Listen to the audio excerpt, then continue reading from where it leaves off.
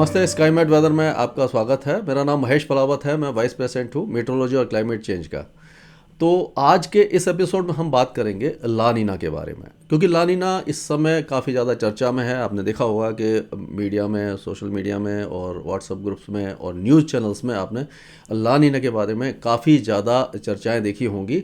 और इस समय क्योंकि जो प्रेडिक्शन था मानसून से पहले का वो ये था कि ला नीना एपिसोड बनेगा, और उसी के कारण जो बारिश थी मानसून की वो अबव नॉर्मल दी गई थी या upper side of normal prediction किया गया था। लेकिन अभी तक ला नीना नहीं बना है। और अब अगर बनता भी है, जो भी प्रेडिक्शन आ रहे हैं, जो ग्लोबल मॉडल्स हैं वो जो दिखा रहे हैं वो ये दिखा रहे हैं कि ला नीना बन सकता है अब दिसंबर से लेकर के मार्च के बीच में, या दिसंबर जनवरी के बीच में बन जाएगा। लेकिन अगर बनता है तो काफ़ी ज़्यादा कमज़ोर ला नीना बनेगा, और उसके बाद फिर से न्यूट्रल कंडीशन आने की संभावना है मार्च से लेकर के अप्रैल मई के बीच में। क्योंकि अगला जो मानसून रहेगा उस समय ला नीना नहीं रहेगा, क्योंकि जो ला नीना जो कमज़ोर बनेगा उसके बाद धीरे धीरे कंडीशंस चेंज हो जाएंगी। तो ला नीना का जो इम्पैक्ट है वो क्या होता है और अल नीनो क्या होता है, इसके लिए मैं थोड़ा सा आपको शॉर्ट में बता देता हूँ कि कई भाई बहन ऐसे हैं जिनको इसके बारे में पता ही नहीं है कि ये टर्म है क्या। ला नीना और अल नीनो ये जो एपिसोड होते हैं वो प्रशांत महासागर में होते हैं, क्योंकि प्रशांत महासागर विश्व का सबसे बड़ा महासागर है, और उसके जो सी सरफेस टेम्परेचर है, समुद्री सतह के तापमान पूरे ग्लोब के वेदर को इम्पैक्ट करते हैं। तो इसको अगर हम डिवाइड करें वेस्टर्न पैसिफिक, सेंट्रल पैसिफिक और ईस्टर्न पैसिफिक, तो सेंट्रल और ईस्टर्न पैसिफिक में इंडोनेशिया से लेकर के साउथ अमेरिका तक का जो समुद्र है, पैसिफिक ओशन है, अगर उसमें सी सरफेस टेम्परेचर सामान्य से कम हो जाते हैं, एवरेज से, यानी 0.5 डिग्री, जो 31 साल का जो एवरेज है उसको अगर हम बेंचमार्क लेकर के चलें, तो अगर 0.5 माइनस में 0.5 या उससे कम जब लगातार जो ओवरलैपिंग पीरियड है 3 महीने का अगर होते हैं, तो उसको ला नीना एपिसोड कहते हैं। कि अगर समुद्री सतह के तापमान वहाँ पर कम हो जाएंगे तो वहाँ पर बादल कम उठेंगे, बारिश कम होगी, साउथ अमेरिका में सूखे जैसे हालात हो जाते हैं। और जो ट्रेड विंड है, जो आपको मालूम है कि ईस्टर्ली विंड चलती है, यानी ईस्ट से वेस्ट की तरफ चलती हैं, वो जो है वो कमज़ोर हो जाती हैं, और वहाँ का जो गर्म पानी है उसको वो वेस्टर्न पैसिफिक की तरफ लेकर के आ जाती हैं। तो इस समय क्या होता है कि वेस्टर्न पैसिफिक में सी सरफेस टेम्परेचर बढ़ना शुरू हो जाते हैं, और ला नीना के समय में जब वेस्टर्न पैसिफिक में गर्मी बढ़ जाती है तो यहाँ पर बादल ज़्यादा बनते हैं, बारिश अच्छी होती है। तो हमारा जो साउथ ईस्ट एशिया है यहाँ पर काफ़ी अच्छी बारिश देखने को मिलती है, लेकिन अफ्रीका में सूखे जैसे हालात होते हैं। तो ला नीना एपिसोड को अगर देखा जाए तो अभी तक 1871 से लेकर के अभी तक का अगर देखा जाए तो जो 50% जो एपिसोड रहे हैं उस समय एवरेज या अबव एवरेज बारिश की गतिविधियां देखने को मिली हैं। लेकिन 1980 के बाद इसमें थोड़ा सा बदलाव आया है। हमने देखा है कि जब ला नीना होता है तब तो बारिश ठीक रहती है, लेकिन अल नीनो इसका अपोजिट होता है। अल नीनो का मतलब है कि वहाँ पर जो पूर्वी भूमध्य रेखीय प्रशांत महासागर में वहाँ तापमान बढ़ने लग जाते हैं, ट्रेड विंड कमज़ोर हो जाती हैं, और जो वेस्टर्न पैसिफिक है वो ठंडा होने लग जाता है। तो क्या होता है कि 50% चांसेज में हमने देखा है कि या तो बिलो एवरेज रेन होती है या सूखे जैसे हालात होते हैं भारत के मानसून में या साउथ ईस्ट एशिया में। तो ये जो चेंजेज हैं इनको अगर देखा जाए तो अल नीनो के समय जैसे हमारे यहाँ बारिश कम हो जाती है, लेकिन इसका असर हमने 1980 के बाद जो एपिसोड देखे हैं उसमें ये देखा गया है कि नॉर्थ और साउथ जो इंडिया है वहाँ पर तो बारिश कम होती है, लेकिन सेंट्रल इंडिया में अभी इसका असर कम देखने को मिलता है। कि पिछले कई सालों में हमने देखा कि मानसून के पैटर्न में चेंज हुआ है, क्लाइमेट चेंज है या ग्लोबल वार्मिंग है, जो भी है, तो अब सेंट्रल इंडिया लगातार अच्छी बारिश ला नीना में भी और अल नीनो में भी देख रहा है। और एक और ये जो चर्चा का विषय बना हुआ है कि जब भी ला नीना होता है तो सीवियर विंटर देखी जाती है उत्तर भारत में। तो अभी तक इसका कोई ठोस प्रमाण नहीं है, क्योंकि रिसर्च चल रही है और अभी तक इसका डायरेक्ट कोरिलेशन तो देखा नहीं गया है। लेकिन ये देखा गया है कि जब ला नीना होता है तो उस समय सर्दियाँ थोड़ी सी ज़्यादा होती हैं, और लेकिन यानी कि रात के टेम्परेचर, मिनिमम टेम्परेचर काफ़ी ज़्यादा कम हो जाते हैं, लेकिन दिन हल्का सा गर्म रहता है। और उसका उसका वही हम इस बार 2024 में देख रहे हैं। आपने देखा होगा टेम्परेचर थोड़ा सा डिलेड विंटर होती है। पिछले कुछ सालों से देख रहे हैं कि ला नीना के समय में डिलेड विंटर हो रही है। पहले तो समय पर आती थी, लेकिन पिछले 4-5 साल से हम देख रहे हैं थोड़ा सा ट्रेंड चेंज हो रहा है, डिलेड विंटर है, ऑनसेट डिले हो रहा है। लेकिन सुबह और रात के तापमान अभी आपने देखा होगा गिरना शुरू हो गए हैं, कोल्ड वेव आ गई है, फ्रॉस्ट आ रहा है, सब कुछ हो रहा है। लेकिन दिन में धूप निकल रही है और दिन के समय में जो हवाएं हैं वो तेज़ हो जाती हैं। ला नीना एपिसोड में अगर तेज़ हवाएं होती हैं, उत्तर पश्चिम दिशा से अगर लगातार गंगा के मैदानी क्षेत्रों में तेज़ हवा चल रही है, तो क्या होता है कि जो पॉल्यूशन है, प्रदूषण है, वो हट जाता है और उसको वो बहा ले जाती है। प्रदूषण कम होता है।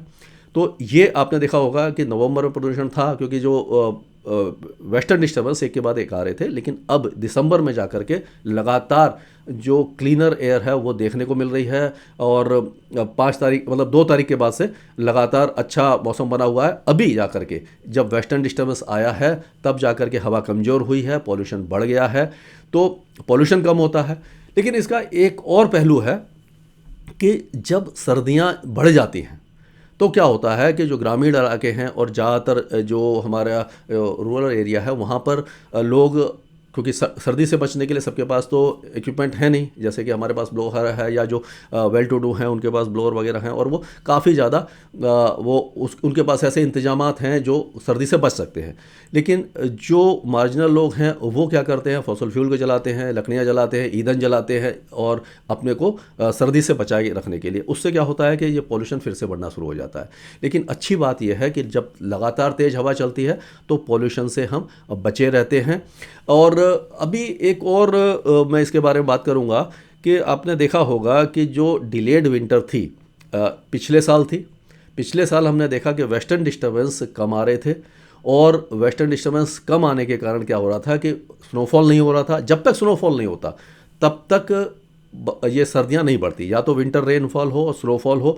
जो हमने देखा कि 2023 में नहीं हुआ था दिसंबर तक, 2024 की जब जनवरी आई तब जाकर के अच्छा वेस्टर्न डिस्टर्बेंस आया, भारी बर्फबारी हुई और विंटर रेन भी हुई, उस समय सर्दी बढ़ी। इस साल भी हमने देखा कि नवंबर तक पॉल्यूशन भी बढ़ा रहा था, क्योंकि हवा कमज़ोर थी और विंटर रेन नहीं हुई थी। दिसंबर के पहले सप्ताह में जाकर के बारिश हुई उत्तर भारत में, खास करके दिल्ली, पंजाब, हरियाणा, उत्तरी राजस्थान और पश्चिमी उत्तर प्रदेश में, और स्नोफॉल भी शुरू हुआ। और जैसे ही वेस्टर्न डिस्टर्बेंस हटा उसके बाद ये सर्दियाँ बढ़ने लगी। और जो नवंबर का महीना था वो गर्म निकला, और अक्टूबर का महीना भी सामान्य से काफ़ी ज़्यादा गर्म निकला। अभी तक का सबसे ज़्यादा गर्म महीना अक्टूबर के, अगर अक्टूबर को देखें, सबसे ज़्यादा गर्म अक्टूबर रहा था। और ये जो वेस्टर्न डिस्टर्बेंस एक के बाद एक आ रहे थे, नवंबर के महीने में काफ़ी ज़्यादा कमज़ोर थे। वो न तो बर्फबारी दे पा रहे थे, न बारिश दे पा रहे थे, लेकिन इसका जो मेन इम्पैक्ट है वो हवाओं की गति और रफ्तार को चेंज कर रहे थे। यानी नॉर्थ वेस्टर्ली जो ठंडी हवाएं हैं उनको रोक रहे थे, हवा बदल रही थी, कमज़ोर हो रही थी, पॉल्यूशन बढ़ रहा था, और जो वो सर्दी नहीं बढ़ पा रही थी। तो अगर हम देखें कि एक अगर मैप के हिसाब से देखने की कोशिश करें कि ला नीना के समय क्या होता है और अल नीनो के समय क्या होता है, तो अगर इसमें देखें तो आप देखिए कि ये पूरा प्रशांत महासागर है, और यहाँ पर आप देखिए कि जो ट्रेड विंड है, जो ईस्टर्ली ट्रेड विंड है वो कमज़ोर हो जाती हैं, और यहाँ पर जो ईस्टर्न पैसिफिक में जो वार्म वाटर है वो ला नीना में ये तेज़ हो जाती हैं। तो ये जो वार्म वाटर है इसको धीरे धीरे लेकर के ये वेस्टर्न पैसिफिक की तरफ आ जाती हैं, और जो ठंडा पानी है वो नीचे रहता है, जो 0 से 300 मीटर तक की जो गहराई में रहता है, और ये ईस्टर्न पैसिफिक में जाकर के ये ठंडा पानी अपवेलिंग करता है, यानी ऊपर की तरफ आता है, और जो सी सरफेस टेम्परेचर है वहाँ पर जो ईस्टर्न पैसिफिक में कम हो जाता है। तो जब कम हो जाता है तो यहाँ पर बादल कम होते हैं। जब गर्मी कम होगी, समुद्र में जो तापमान कम होंगे, तो वो पानी इतना गर्म नहीं हो पाएगा और ऊपर नहीं उठेगा, बादल नहीं बनेंगे और बारिश नहीं होगी, कन्वेक्शन वगैरह वहाँ पर नहीं होता।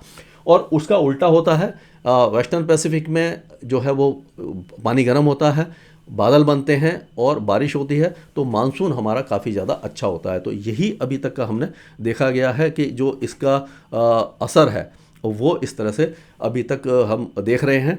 और अभी आगे की अगर हम बात करते हैं तो इसमें ये है कि ला नीना बनेगा, लेकिन अगर बनता है तो काफ़ी कमज़ोर बनेगा, उसका बहुत ज़्यादा असर दिखाई नहीं देगा हमारी सर्दियों पर। केवल सर्दियां डिपेंड करती हैं अब वेस्टर्न डिस्टर्बेंस की इंटेंसिटी और फ्रीक्वेंसी के ऊपर। अगर वेस्टर्न डिस्टर्बेंस जैसे अभी हमने देखा कि पहले सप्ताह में आया था और उसके बाद में कोई वेस्टर्न डिस्टर्बेंस नहीं है, अब ये जो 18 तारीख को फिर से वेस्टर्न डिस्टर्बेंस आ रहा है जो इतना ज़्यादा मजबूत नहीं है, जो बारिश और स्नोफॉल नहीं देगा, ऊंचे पहाड़ों पर स्नोफॉल देगा, लेकिन इसका एक जो खराब असर देखने को मिल रहा है वो ये है कि इंड्यूस्ड साइक्लोनिक सर्कुलेशन ने सेंट्रल पाकिस्तान और पंजाब के ऊपर बनाया है, लेकिन वो इतना मजबूत नहीं है कि उत्तर भारत में बारिश दे। अगर वो बारिश देता तो पॉल्यूशन से निजात मिल जाती, हम पॉल्यूशन से बच जाते, लेकिन इसका उल्टा असर हो रहा है। इसमें मॉइस्चर नहीं है, ये बारिश नहीं दे पा रहा, हवाओं की रफ्तार को यानी कि गति को इसने कमज़ोर कर दिया है। और जब हवा कमज़ोर हो जाती है, और दूसरा एक है मिक्सिंग लेवल जो है वो भी सर्दियों में कभी कभी नीचे आ जाता है। तो अगर वो मिक्सिंग लेवल नीचे है और हवा की रफ्तार कम है तो जितना भी जो पॉल्यूटेंट्स हैं वो एक्यूमुलेट हो जाते हैं। टेम्परेचर ऑलरेडी कम है, इस वेस्टर्न डिस्टर्बेंस के कारण मॉइस्चर बढ़ा है, ईस्टर्ली विंड आ गई हैं, तो मॉइस्चर बढ़ने से फॉग आ रहा है और हवा कमज़ोर होने से डिस्पर्समेंट नहीं हो रहा, यानी कि पॉल्यूटेंट्स फैल नहीं पा रहे, बह नहीं पा रहे, एक ही जगह इकट्ठे हो रहे हैं, तो ये स्मॉग बन रहा है, यानी कि फॉग के साथ जो पॉल्यूशन मिल करके स्मोक की लेयर बना लेता है। तो ये एक तरह से हम कह सकते हैं कि इस बार जो अब जो वेस्टर्न डिस्टर्बेंस आएंगे वो बाद में आएंगे। अभी तक कोई बड़ा वेस्टर्न डिस्टर्बेंस इस महीने में हमें दिखाई नहीं दे रहा है, यानी कि 2024 में अभी तक कोई वेस्टर्न डिस्टर्बेंस नहीं है। जो क्रिसमस है वो वाइट क्रिसमस नहीं होगी, उस समय स्नोफॉल नहीं होगा। जनवरी में उम्मीद है, अगर जनवरी में वेस्टर्न डिस्टर्बेंस अच्छे आते हैं, अच्छा स्नोफॉल होता है, तब जा करके तापमान गिरेंगे। तो हम सीधी तरह से कह सकते हैं कि ला नीना का कोई डायरेक्ट कोरिलेशन सीवियर विंटर से नहीं है, क्योंकि पिछले 10 सालों की अगर हम बात करें तो कम से कम आधे साल ऐसे थे। ट्रिपल डिप ला नीना आपने देखा था 20, 21 और 22 में ट्रिपल डिप ला नीना था, लेकिन बहुत ज़्यादा सीवियर विंटर देखने को नहीं मिली। उसके बाद 2023 में अल नीनो आया। अल नीनो का असर देखने को ये मिलता है कि बारिश कम होती है, तो जो बारिश थी वो बिलो एवरेज हुई, 94% ऑफ लॉन्ग पीरियड एवरेज हुई, वो आपने देखा। और जो गर्मी है, क्योंकि जो सी सरफेस वार्मिंग होती है, ग्लोबल वार्मिंग बढ़ जाती है, तो उस समय जो हार्शर जो समर है वो देखने को मिलती है। अप्रैल और मई काफ़ी ज़्यादा गर्म हो जाते हैं। तो ये इसका निचोड़ है कि ला नीना और अल नीनो में क्या फ़र्क होता है, ला नीना का क्या इम्पैक्ट होता है, सर्दियों के ऊपर क्या इम्पैक्ट होता है, और पॉल्यूशन वगैरह के ऊपर क्या इम्पैक्ट होता है। तो इसी तरह के जो हम टॉपिक हैं वो लगातार उठाते रहेंगे। आप हमें कमेंट सेक्शन में बताते रहिए कि जो आपका इंटरेस्ट है उसके बारे में पूछिए। और हम यूट्यूब पे तो उपलब्ध हैं ही, वो आप देख सकते हैं, एप्पल पॉडकास्ट पे है, जियो सावन पे है और स्पॉटिफाई पे भी है। इन सब चैनल्स को आप देखिए, सब सोशल मीडिया को देखिए, शेयर कीजिए और लाइक कीजिए। Thank you.